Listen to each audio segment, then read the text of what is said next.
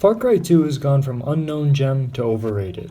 It presents a much more grounded and immersive experience than Far Cry 3, but includes frustrating features, like a boring empty map, not enough saving opportunities, and shite/unfair AI.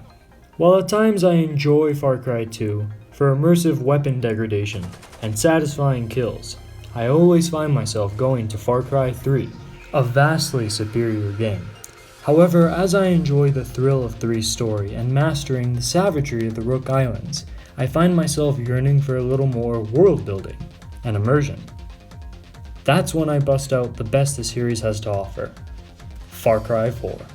Now let's talk a little bit about all the reasons why Far Cry 4 outmatches all the other ones.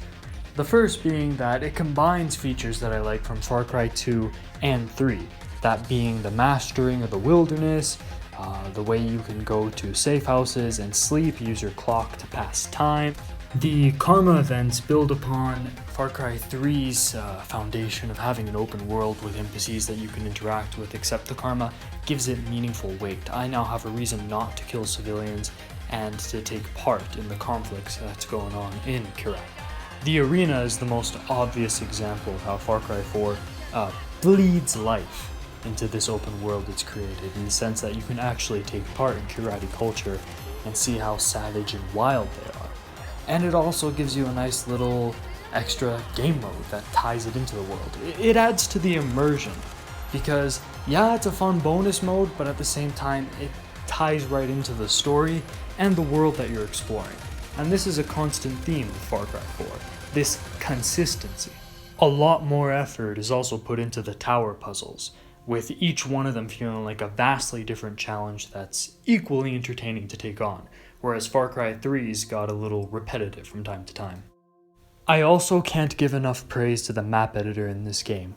For the first year, maybe 2 years I owned Far Cry 4, I did nothing, never touched the campaign once, never touched the multiplayer, and just messed around in the map editor, because you can create, within the confines of the textures and themes of the architecture and enemies in Far Cry 4, you can pretty much create anything you want to create, as kooky or as realistic as you want to. And as someone who really likes customization and personalization, this was a godsend to me. Compared to Far Cry 3's map editor, which was very limiting and you couldn't really test it or play it much, this was a lot better. Further building on everything Far Cry 3 does, Far Cry 4 amps up the mobility that your character has with the grapple hook going about. It adds a lot more verticality to the open world, and it gives you a lot more freedom. Kind of like how Breath of the Wild lets you climb wherever you want. While Far Cry 4 isn't at that level, it's pretty damn close with the amount of vines, ledges, zip lines, and now grapple hooks that you can use to get around the world. The weapons from Far Cry 3 are all here, and more. Not to mention that even the weapons that were in Far Cry 3 that are reintroduced here have been massively expanded with bonus ones. I forget the name of them. I think signature weapon versions that unlock a whole new set of possibilities in terms of how you go about playing this game. I also have to give props to Far Cry including one of my most favorite rifles in the world, the Galil Ace. It's an obscure gun that I haven't really seen in any other game, so its weapon selection isn't just plentiful, but it's diverse and includes these really niche weapons that you don't really see anywhere else. And as someone who's really into guns, I appreciate this. Going back to that idea of verticality, Far Cry 4 also introduces a flying vehicle, which for the series was a first, and this adds a whole new layer of gameplay. And it also makes it much more fun to traverse the world, fixing Far Cry 2's issue of just, being nicknamed Far Drive. The NPCs have also been massively overhauled from Far Cry 3, not just in the sense that they've added new enemies, but also that the NPCs that you interact with on your own side. Before you had the Rakyat in Far Cry 3, you could play poker with them, or they would just tell you there's shit to do on a poster. Here you meet people that you end up helping and rescuing in captured outposts that say, please help, my family's been captured. Boom, you have a side quest to go rescue people from slavers. You can also meet merchants that sell you stuff that you can only usually buy at the little shacks or stores that are near captured outposts. This again adds more depth and immersion because You feel like you're really interacting with the people of Kyrat, even when you're doing something as simple as customizing your weapons. I also have to add that the vistas in this game, the Himalayan setting, provide some of the most beautiful views, in my opinion, in all of gaming. I sometimes just am playing this game and will stop and look at the water, the mountains, the trees, and I don't find myself doing that in a lot of games. Also, I can't even begin to mention how immersely and densely packed this world is. That's the word I was looking for, dense. If you go to the communication tower in the northmost corner of South Kyrat, in the early game, you can find late game level enemies with late game level equipment. The P416 and then the Z93, a gun that you could normally not even access until much later in the game. So there's so much detail here that even me, who's been playing this since 2015, I think, I'm still finding stuff that's new, stuff that's cool within this game that surprises me, and that's a testament to how much is in this game and how much is offered to the player. Also, I cannot gush enough over the Outposts in this game. It's pretty much like Far Cry 3, which was already addicting enough. I got to the point where I wouldn't even play the story, and I just kept on resetting the Outposts. In Far Cry 4, same thing, but they had those fortresses, which are like super outposts. And tying back into that whole immersion part of my, discussion, was that these fortresses are influenced by what you're doing in the story. If you've taken down the leader of a certain fortress, it's weaker than if you try to approach it without taking down said leader. So again, it just builds on Far Cry 3, while including those facets of Far Cry 2. And that's why I have to say it's objectively just the best Far Cry there. But let's talk about flaws. Alright, to start things off, AJ is boring. He's a complete tool, and he doesn't really react to anyone in an appropriate way. When going back and playing Far Cry 3 and coming to Far Cry 4, I miss Jason because he's such a fucking Chad. I take no pleasure in this. Really, I don't. I don't need 10 fingers to use a knife.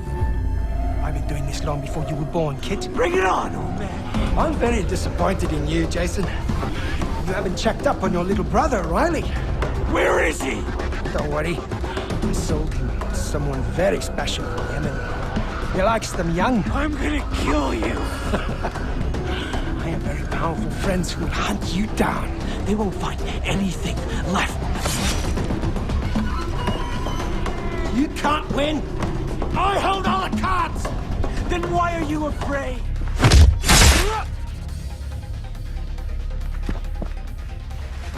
But yeah, then you compare him to Jason, and no matter if you side with Sabal or Amita, you have no real grounds or say in the decisions. AJ is just a tool, he's a messenger boy. Even Pagan points this out.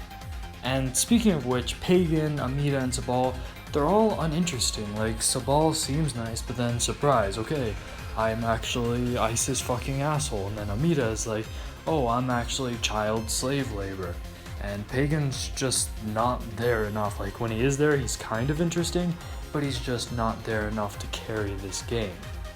And then you have other characters like Badra, who meets an ambiguously tragic fate. Like, she's not developed and then nothing really happens. It's like there's a lot of potential, but the characters just come across as bland.